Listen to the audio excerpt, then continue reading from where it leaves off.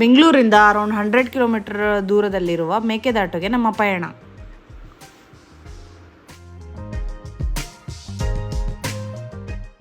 ನಾವು ಹೋಗೋ ದಾರಿಯಲ್ಲಿ ನಮಗೆ ಕಂಡಂಥ ದಯಾನಂದ ಸಾಗರ್ ಮೆಡಿಕಲ್ ಕಾಲೇಜ್ ಹೊರಗಿನ ನೋಟ ಎಷ್ಟು ಚೆನ್ನಾಗಿದೆ ನೋಡಿ.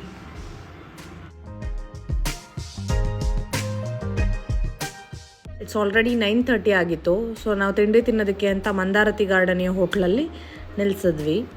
ಸೊ ಅಲ್ಲಿ ಚೆನ್ನಾಗಿತ್ತು, ಅಲ್ಲಿ ಮಕ್ಕಳಿಗೆಲ್ಲ ಆಟ ಆಡೋದಕ್ಕೆಲ್ಲ ತುಂಬ ಚೆನ್ನಾಗಿತ್ತು. ಪ್ಲೇ ಏರಿಯಾ ಎಲ್ಲ ಇದೆ ಅಲ್ಲಿ.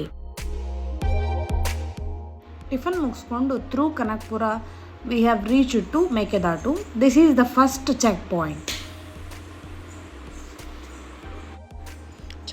ಮುಗಿಸ್ಕೊಂಡು ಮುಂದೆ ಹೋಗ್ತಾ ಅಲ್ಲಿ ಡೇಂಜರಸ್ ಏರ್ಪಿನ್ ಕರ್ವ್ ಸ್ಟಾರ್ಟ್ ಆಯಿತು. ಸೊ ನಾವು ಸ್ಲೋ ಡ್ರೈವ್ ಮಾಡೋಕ್ಕೆ ಸ್ಟಾರ್ಟ್ ಮಾಡಿದ್ವಿ.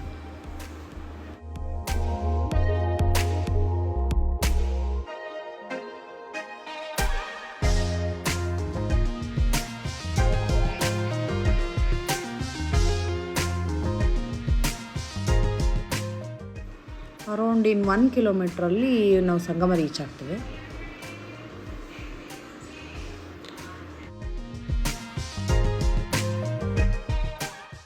This is Sangama entry. ಇಲ್ಲಿ ಎಂಟ್ರಿ ಫೀಸ್ ಅಂತ ಹೇಳಿ 30 ರೂಪೀಸ್ ಚಾರ್ಜ್ ಮಾಡ್ತಾರೆ.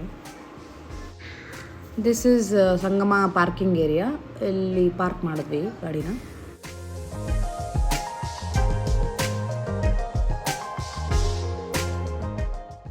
ಇದು ಅರ್ಕಾವತಿ ಮತ್ತು ಕಾವೇರಿ ನದಿ ಎರಡರ ಸಂಗಮ ಇದು. ಸೊ ಅದಕ್ಕೆ ಇದನ್ನು ಸಂಗಮ ಅಂತ ಕರೀತಾರೆ.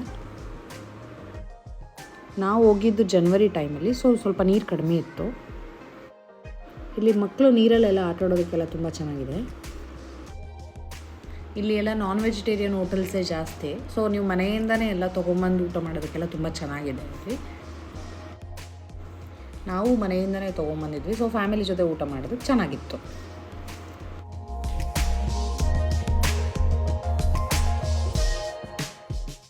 ಇಲ್ಲಿ ಮಂಕಿಗಳ ಕಾಟ ಸ್ವಲ್ಪ ಹುಷಾರಾಗಿದೆ ಅಷ್ಟೆ.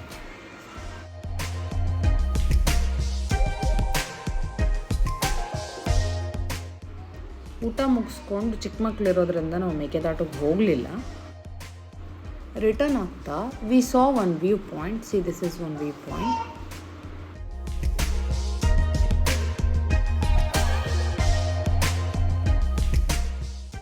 ಆ ವ್ಯೂ ಪಾಯಿಂಟಲ್ಲಿ ನಾವೆಲ್ಲ ಫ್ಯಾಮಿಲಿ ಫೋಟೋಸ್ ತೆಗೆಸ್ಕೊಂಡ್ವಿ. ಫೋಟೋಸ್ ತೊಗೊಂಡು ಬ್ಯಾಂಗ್ಳೂರಿಗೆ ರಿಟರ್ನ್ ಆದ್ವಿ. ಮತ್ತು ಅದೇ ಹೋಟೆಲಲ್ಲಿ ಊಟ ಮುಗಿಸ್ಕೊಂಡು ಹೊರಟ್ವಿ. ಒನ್ ಡೇ ಪಿಕ್ನಿಕ್ಗೆ ಬ್ಯಾಂಗ್ಳೂರಿಯನ್ಸ್ಗೆ one of the best place. Thanks for watching.